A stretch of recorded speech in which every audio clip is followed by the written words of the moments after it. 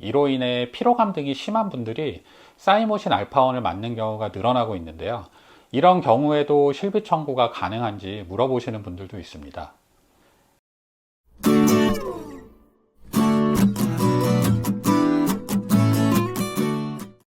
안녕하세요. 닥터 이재순의 암과 면역 이야기입니다. 오늘은 대표적인 면역 치료제인 사이모신 알파원에 대한 궁금증에 대해 이야기해 보겠습니다. 일전에 사이모신 알파원에 대한 영상을 몇 차례 올린 적이 있었는데 그때 몇몇 분들이 댓글로 궁금한 점 등을 질문해 주셨습니다. 오늘은 이런 질문들을 모아서 정리해 보도록 하겠습니다. 먼저 사이모신 알파원에 대해 간단히 정리를 해보면 사이모신 알파원이란 우리 몸의 흉선에 존재하는 면역 조절 물질입니다. 우리 몸의 면역을 조절하고 특히 T세포 면역을 조절하여 면역력을 증강시켜주는 효과가 있죠. 이를 통해 암세포를 공격하고 항암 치료 과정에서 면역력이 떨어지는 부작용을 완화시키는 효과도 있습니다. 통상적으로 이 사이모신 알파1은 환자 상태에 따라 다르지만 주 2회로 치료를 시작하고요. 최소 3개월 정도는 유지하도록 설명드리고 있습니다. 그럼 사이모신 알파1에 대해 많이들 물어보시는 첫 번째 질문입니다. 사이모신 알파1과 미슬토를 동시에 맞아도 될까요? 네, 가능합니다. 사이모신 알파1과 미슬토 주사는 기전이 서로 다른 주사제이기 때문에 같이 맞아도 됩니다. 여기서 같이 맞아도 된다는 의미는 같은 날 같이 동시에 접종을 해도 되고요. 또 치료하는 시기, 같은 시기에 사이모신 알파1을 맞으면서 미슬토 주사도 적용 가능하다는 그런 의미입니다. 실제로 병원에 내원하시는 환자분들 중에 자주 병원에 오실 시간이 없기 때문에 내원하셨을 때 사이모신 알파1과 미슬토를 동시에 접종해 드리는 경우도 많이 있거든요. 저희 병원의 경우에도 동시에 접종을 하실 때에는 이게 서로 헷갈리지 않도록 미슬토 주사는 복부로, 또 사이모신 알파1은 엉덩이 주사로 적용을 해드리고 있습니다. 만약에 자가로 맞으시는 분들의 경우에도 같은 날 동시에 접종을 하셔도 되고요. 맞는 날을 달리해서 적용을 하셔도 전혀 문제가 없습니다. 사이모신 알파1은 월요일, 목요일에 맞으시고 미슬토는 수요일, 토요일에 맞고 이런 식으로요. 또한 사이모신 알파1과 미슬토를 같이 맞으면 서로 간에 어떤 시너지 효과가 있지 않냐는 질문도 많이 하시는데요. 아직까지 그런 시너지 효과에 대한 정확한 연구는 없습니다. 즉, 이 두 주사를 같이 맞는다고 해서요, 더 효과가 좋아지거나 하지는 않는다는 얘기죠. 단, 서로 상충이 되거나 서로 간에 영향을 주는 주사는 아니므로 동시에 접종은 가능합니다. 두 번째, 간 수치에 관한 질문입니다. 사이모신 알파1의 경우 간 수치가 올라갈 수 있다는 얘기를 듣고 이걸 맞아도 되는 건지, 특히 간암 등의 이유로 간 기능이 안 좋은 분들도 이 주사를 맞을 수 있는지 궁금해 하시는 경우가 많습니다.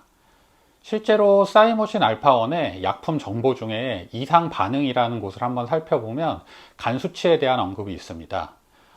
이 약, 즉 사이모신 알파1의 투여로 간 수치 중에 ALT라는 간 효소 수치가 일시적으로 상승할 수 있지만 실질적인 간 손상의 징후가 없다면 약물 투여를 계속해도 된다는 거죠. 즉, 간 기능이 저하되거나 간암 환자라고 해서 투여를 피해야 할 필요는 없고요. 주사 후 간 수치가 올라간다고 해서 투여를 중단할 필요도 없습니다. 세 번째로 자가면역 질환 관련 질문입니다. 자가면역 질환이란 스스로의 면역이 너무 강하여서 본인의 면역력이 정상적인 본인의 세포들을 공격하는 그런 질환입니다. 아무래도 사이모신 알파1이 면역을 촉진시키는 경우가 있어 이런 경우에 주사를 맞아도 되는지에 대한 궁금증들이 많으시죠.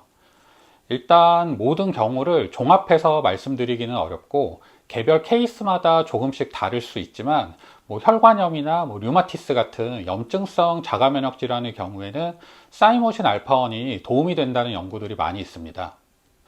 사이모신 알파1이 개발된 초기에는 주사제 자체가 면역을 증강시키기 때문에 자가면역 질환처럼 치료를 위해 일부러 면역을 억제시키는 경우는 금기로 생각했습니다. 하지만 사이모신 알파1의 연구가 거듭되면서 이 물질이 단순히 면역력을 올려준다기보다는 어떤 면역 체계의 조절작용을 개선시키는 효과가 크다는 연구 결과들이 많이 나왔습니다. 따라서 자가 면역 질환의 경우 무조건 금기라기보다는요, 이 염증성 면역 질환의 경우에는 면역 체계 조절이 호전되면서 치료에 도움이 된다는 연구도 많이 나왔고요. 현재는 무조건 안 된다기보다는 정확히 어떤 질환을 가지고 있고 현재 어떤 치료 중이냐에 따라 치료에 도움이 될 수도 있으니까 무조건 안 된다고 생각하지 마시고요. 사전에 상담을 받아보시는 것이 좋습니다. 또한 치료 가능 여부가 애매한 경우에는 이 주사 횟수를 좀 적게 해서요, 천천히 적용을 하면서 반응을 보는 것도 좋은 방법일 수 있고요. 단, 이와는 달리 장기 이식 등을 받고 면역 억제제를 복용하는 경우는 현재도 금기입니다. 네 번째로 사이모신 알파원의 경우 T세포 면역을 촉진시키는 기전이 있다 보니 혈액암이나 림프암의 경우에는 일부에서 치료가 불가능할 수도 있다는 말씀을 드렸습니다. 많은 분들이 임파선, 즉 림프 전이가 있는 암의 경우에도 그럼 사이모신 알파원 적용이 힘든 거 아닌지 물어보시는데요. 그렇지는 않습니다. 혈액암이나 림프암의 경우 우리 몸의 전체적인 면역 체계에 문제가 생기는 경우이기 때문에 세부적인 종류에 따라 불가능하다고 말씀을 드렸던 겁니다.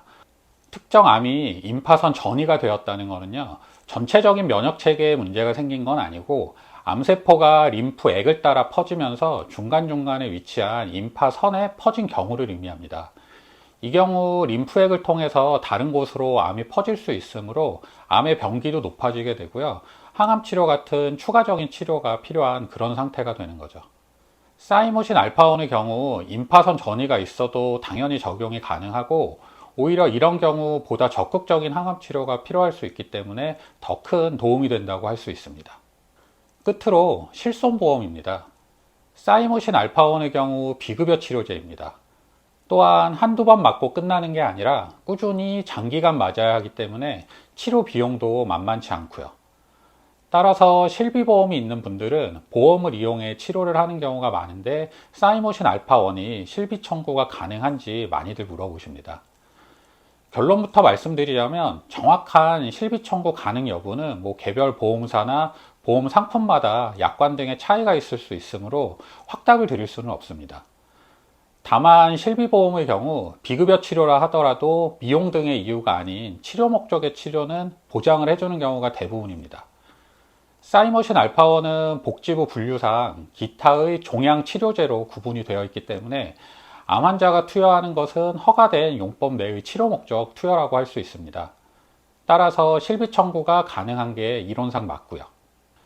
혹시라도 치료 후 실비 청구가 잘 안 되시는 분들은 이런 점을 근거로 다시 이야기해 보시면 될 것 같습니다. 아울러 최근 사이모신 알파원의 특허가 풀리면서 여러 제네릭, 카피약들이 나오게 되었고요. 전체적으로 가격이 많이 낮아졌습니다.